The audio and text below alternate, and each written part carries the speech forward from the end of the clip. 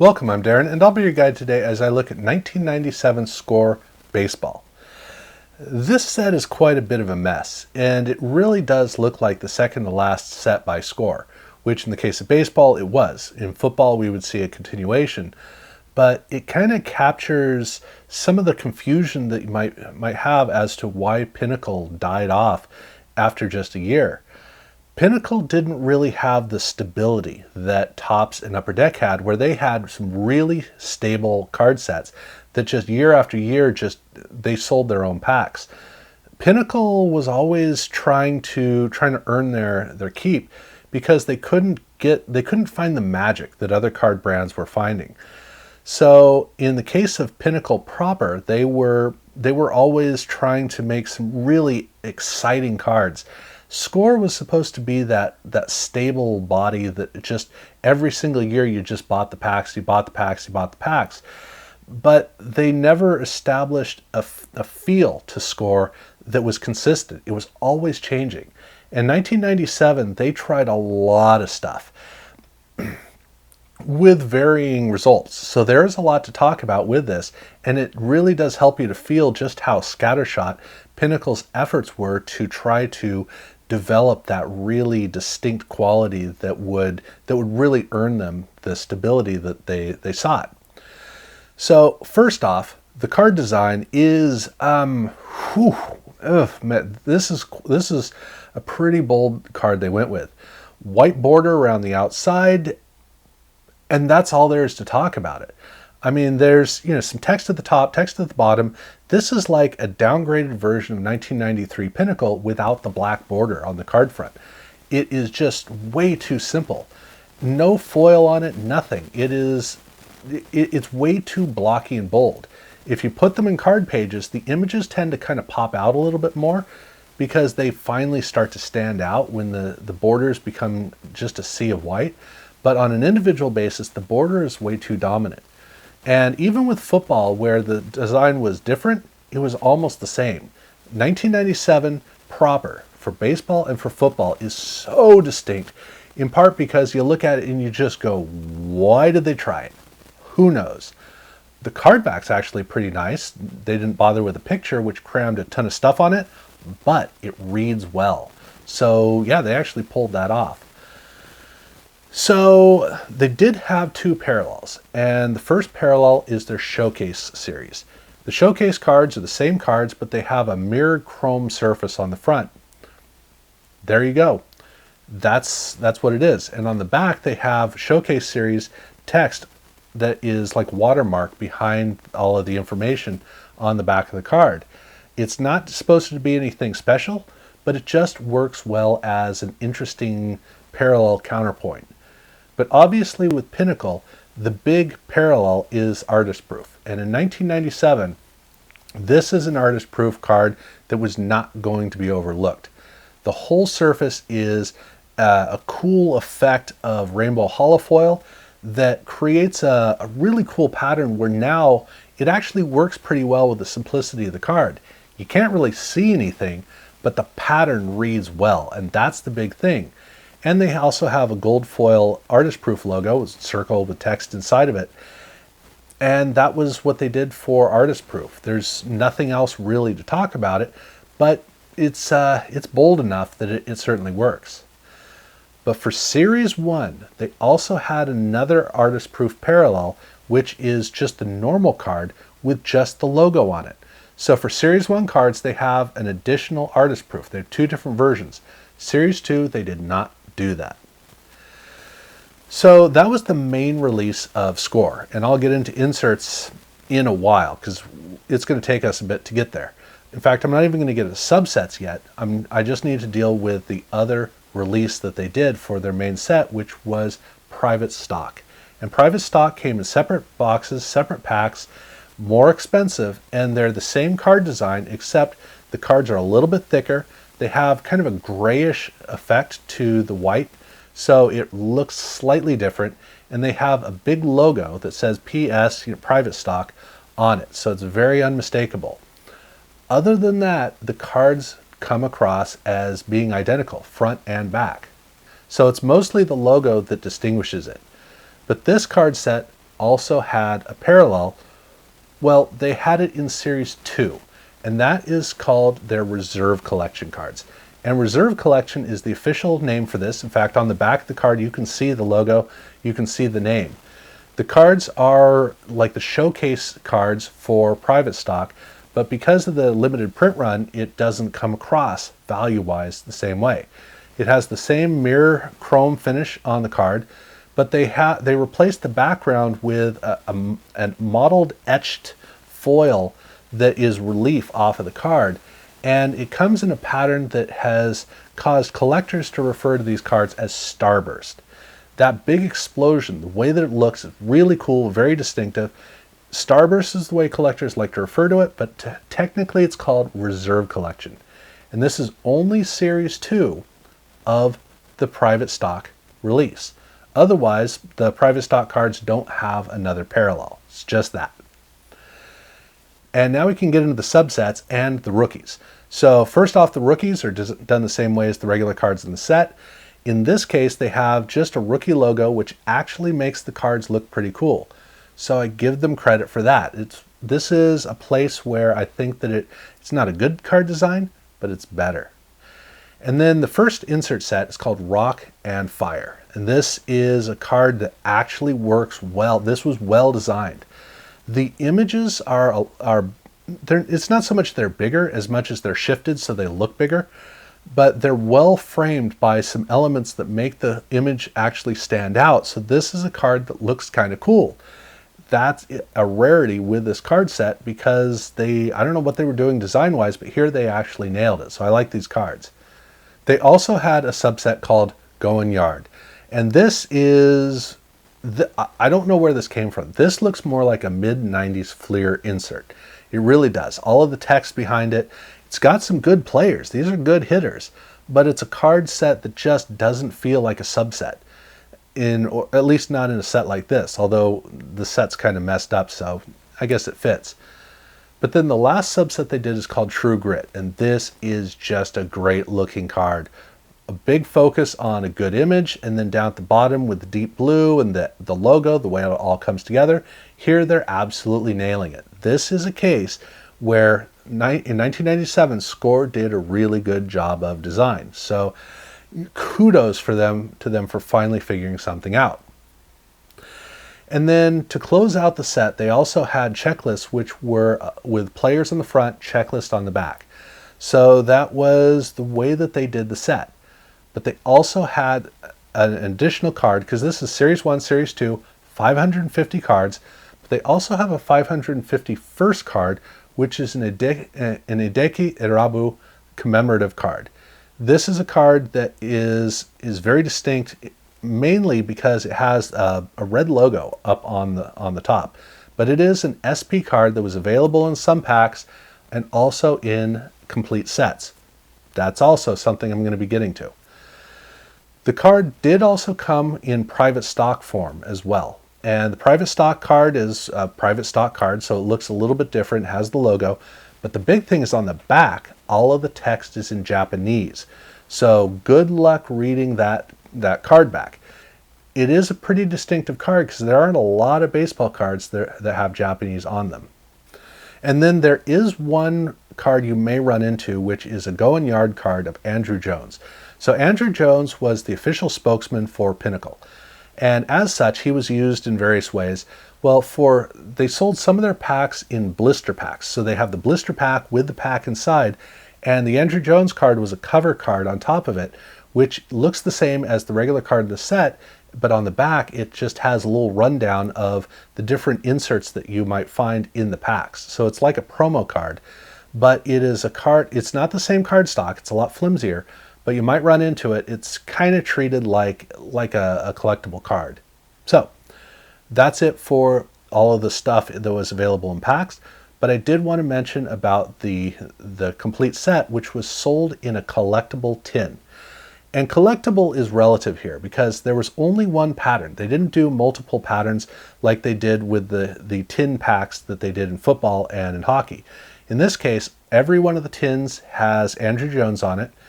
And the tin is huge. It really is big. They have a whole inset in order to stuff the card set into it so that they fit into the tin, don't get damaged, etc., etc.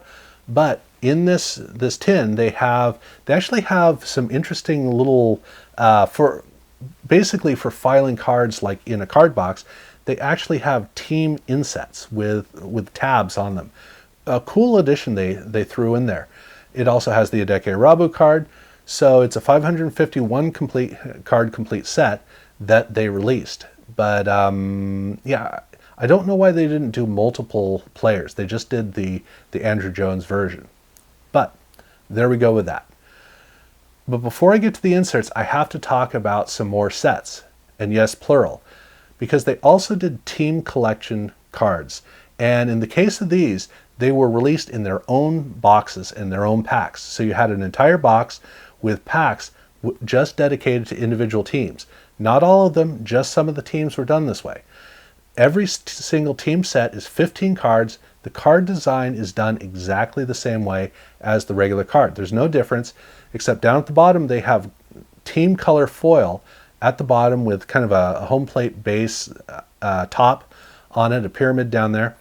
And then on the card back they have a black box, and it has the card number of 15. So that's the way that the numbers look, so it's very distinctive. You very much can recognize it, and the cards say team collection on it. And so these cards were, each one of these 15 card team sets was released, like I said, in individual standalone packs in a box. So you can imagine it doesn't take too long to complete a set. If you got a box, you got like 8 to 10 card sets, maybe more. I haven't opened an entire box to see how many you get, but you're obviously going to get a lot of doubles as well. So I don't know what the rate is, but you get a lot of individual team sets because 15 card sets are easy to finish when they're all dedicated in packs. But these packs did also have parallel cards. And the first parallel card was called Platinum Team.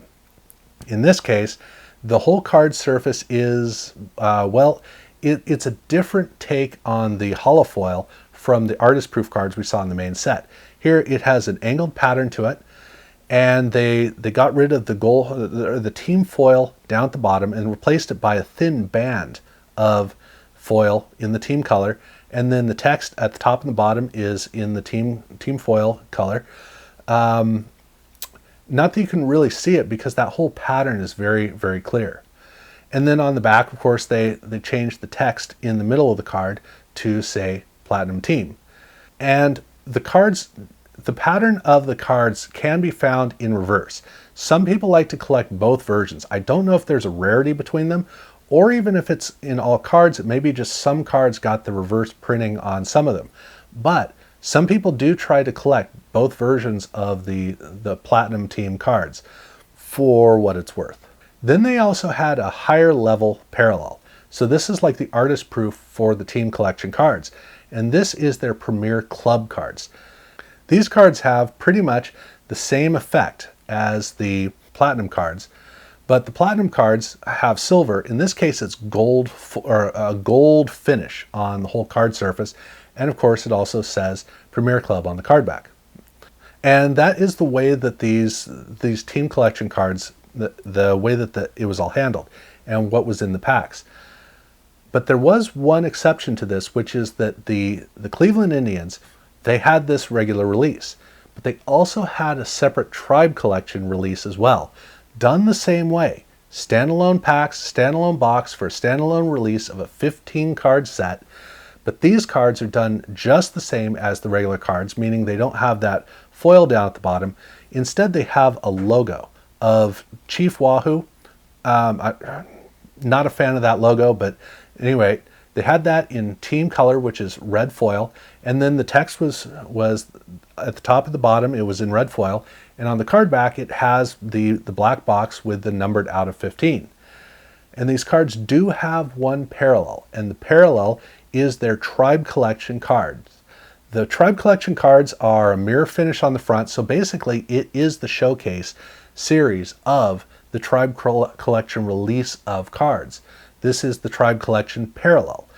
It still has the same red foil on the front. The rest is the mirror chrome finish.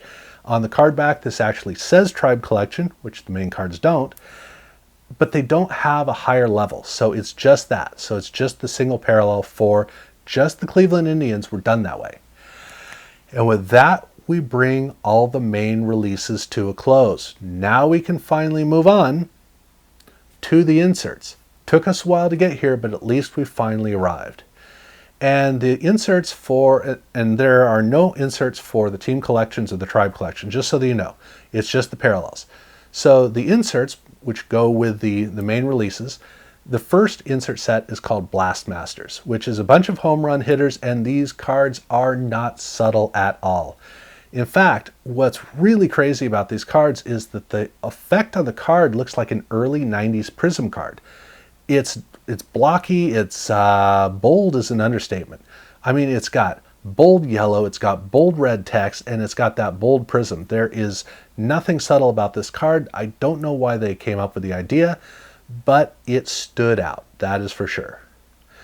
Then they also have a set called the Franchise, and the Franchise cards are thicker cards with a really nice glossy white finish for a border around the outside, has a sepia shot of the player inside, some gold foil down below that says the Franchise. But the big thing is the card has relief on the front. And this is not embossed relief, this is pressed relief, which means it just pops up out of the card. You have two fronds that come out from either side of the image with kind of a Roman kind of an effect to it. Up at the top it has the word score in relief, and then the player's name is in relief as well down at the bottom. The card back, there's basically nothing to the card back because it just doesn't need to have anything back there. Very simple, very, very nice card. But where this card really stands out is they have a parallel that's called glow cards or glow-in-the-dark cards. And the glow cards, they glow in the dark.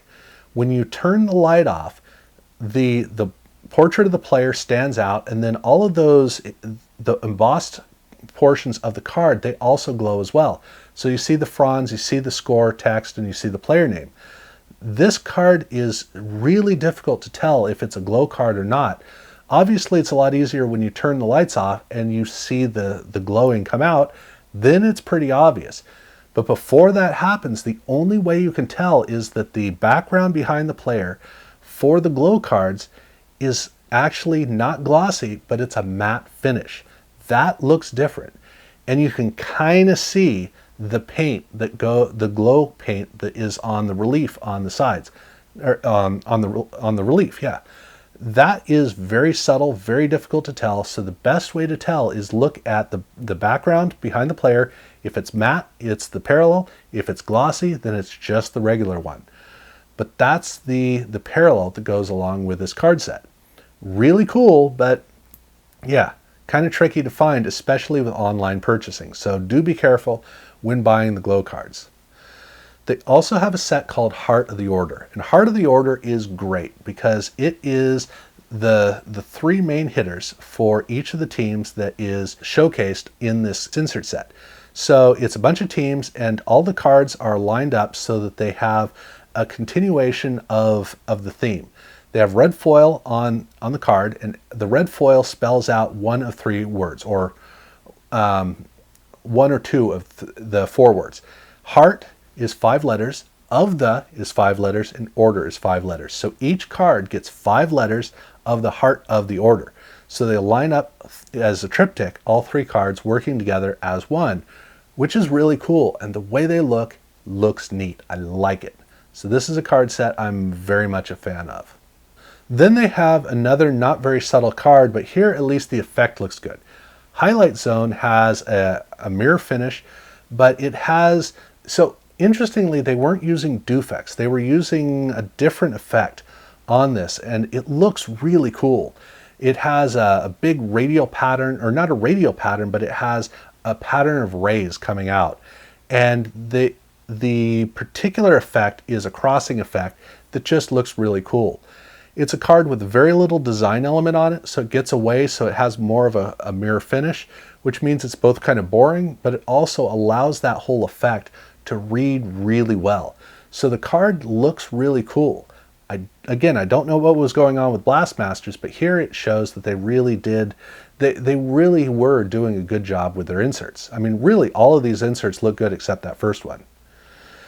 Then they have a set called Pitcher Perfect, and this is a set put together by Randy Johnson. Randy Johnson figured out a whole bunch of hitters that he had a lot of respect for, and that's what the card set is. They have great portraits on the top, which, interestingly, this to me looks more like a Walter Eos set of his portraits. It reads very much like the Upper Deck sets of Walter Eos. In this case, obviously it's not dedicated to Walter Eos, but it has a really good portrait on the top, and then it has a film strip theme of gold foil that is etched down below, name in it, and then a stock shot of Randy Johnson that's the same on every single card. On the card back, it's just a portrait of the featured player and Randy on the card. But there is one card in this set which interestingly has Cal Ripken Jr. and it has A-Rod. Now, Cal has his own card and Alex has his own card, and then that's card 1, 2, and then 3 is the combination. They're the only pair that show up in this set. Otherwise, it's 14 other players individually, and yeah, nice looking card set.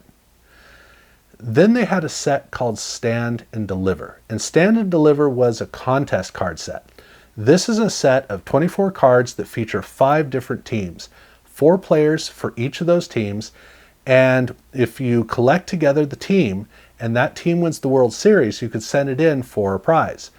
The cards have a kind of a mirror finish, but it has a textured effect around it that's pretty subtle.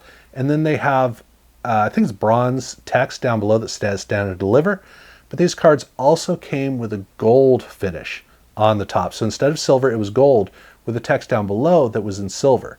So both of those versions of the cards exist.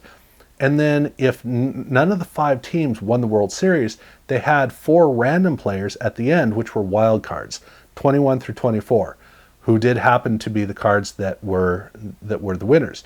So again, if that team, whichever team it is, a specified team or the wild card, if that team wins, if you have all 4 of those cards, you could send it in to get a prize, which was a special set of cards with red foil.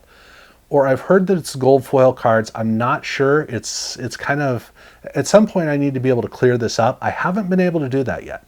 But there are red foil cards out there and they're very tough to get. And so I presume that what my understanding is that those were the prize cards is correct.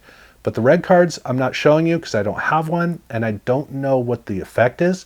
So I'm not going to Photoshop it, but understand they have the red foil versions as well. But if you want to collect them, the silver and the gold are easy enough to collect.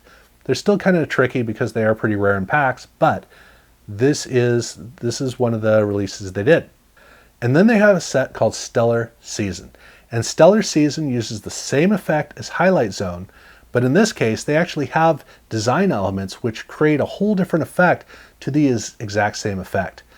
There's a border element at the top that cuts off the effect, but then the text inside that says Stellar Season continues the effect, which means this card really does look at like its own individual set, and yet at the same time, it has a really cool effect that is so isolated that it feels like 2 totally different cards built off of the same theme, which is really what they were. And then the last set of Titanic Taters, again, same effect. Here they have a lot of ghosting, ghosted background, and then they have the ghosted text. So 3 different cases of using the same idea in wildly different ways. And man, I wish that the players in each one of the sets was the same, so I could use them as parallels between each other because they would be really cool done that way.